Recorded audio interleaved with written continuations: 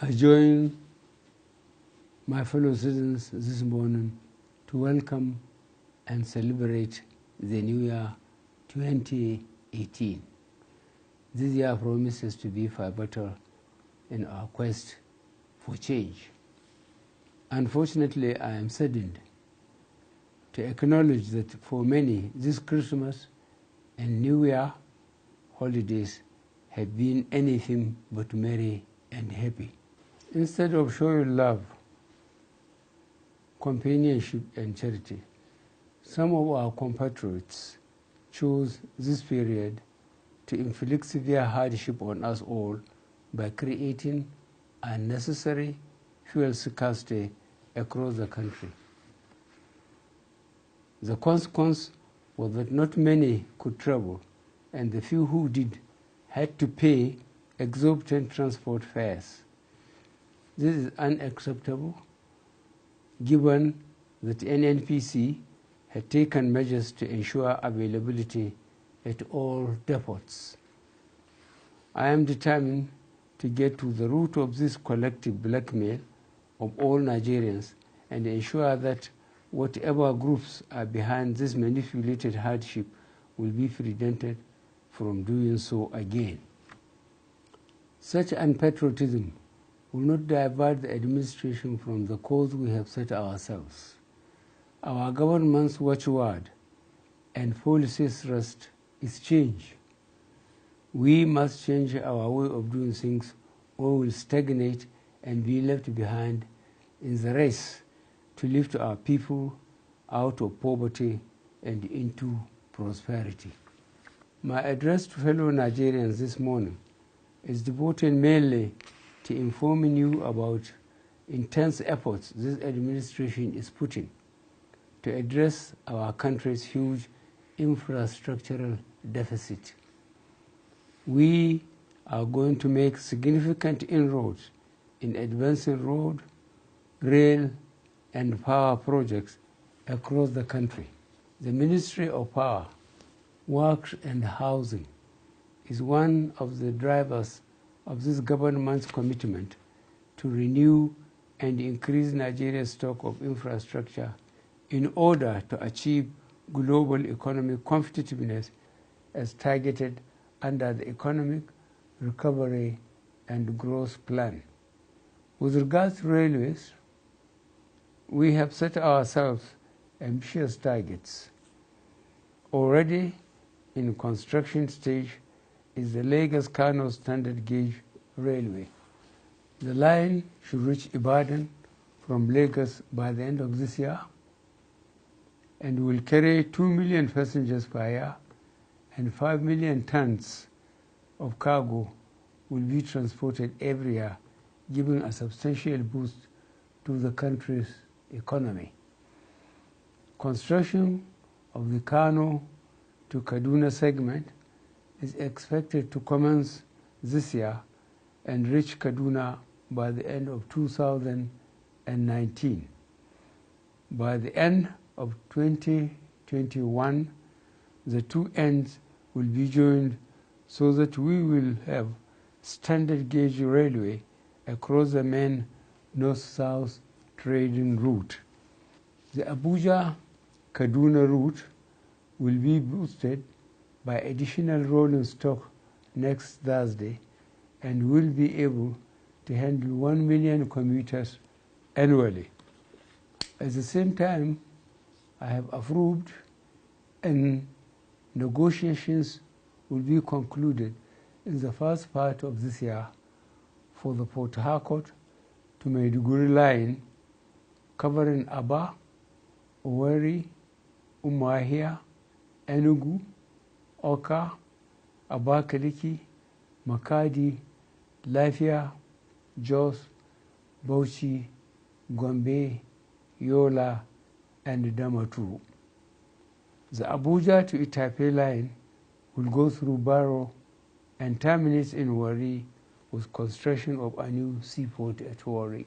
Negotiations are also advanced for the construction of other railway lines, firstly from Kano to Maradi in Niger Republic, passing through Kazaure, Daura, Katsina, Jibia to Maradi. Secondly, Lagos to Calabar, the coastal rail, in quote, through Ore, Benin, Abo, Asaba, Onisha, Sapele, Ughelli, Warri, Yenagoa, Otoke, Port Harcourt, Aba, Uyo, and Calabar. In the next few years, all these Nigerian cities will be linked by functional modern rail systems, giving enormous boost to the social and economic life of our people. With respect to the Abuja Capital Light Rail, progress has reached 98% completion, as at 64% completion when we assumed office. Only test runs remain before start of operations. This train service will stimulate economic activities in the federal capital and provide residents with an efficient and safe transportation system. 12 railway substations around the capital over a 45.2 kilometer route will serve as a catalyst and a full factor to the economy of the area. The light rail system will reduce traffic congestion and carbon emission in line with the administration policy on climate change. Management of Federal Roads Maintenance Agency has been reconstituted and has been charged with a 12-week rapid intervention in road repairs to cover all the geopolitical zones. Government is undertaking repairs and maintenance of 44 roads within the 6 geopolitical zones. 25 major highways will be funded under the 100 billion naira Sukuk facility.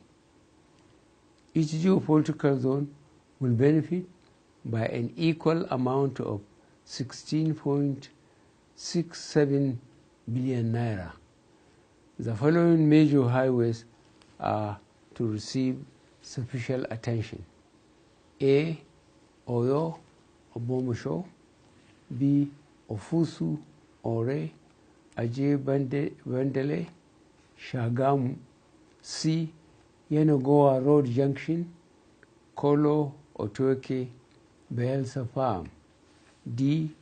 Enugu, Port Harcourt, Dual Carriageway; E. Onisha, Enugu Expressway; F. Kaduna, Eastern Bypass; G. Dualization of Kano Maiduguri Road; H. Dualization of Abuja Lokoja Benin Road; and I. Dualization of Suleja Mina Road. In addition, government has approved work to start on the reconstruction of Abuja, Kaduna, Zaria, Kano Road, which is in a state of disrepair. Work will soon start and is expected to be completed in 2019.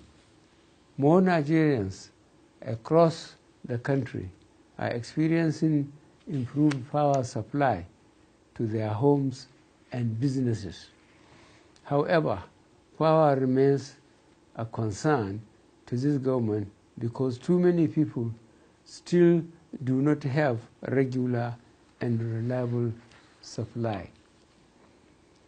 The Payment Assurance Guarantee Scheme, which started in January 2016, has enabled the Nigerian bulk electricity trader to raise so far 701 billion naira to assure generation companies of at least 80% payment for any power delivered to the national grid.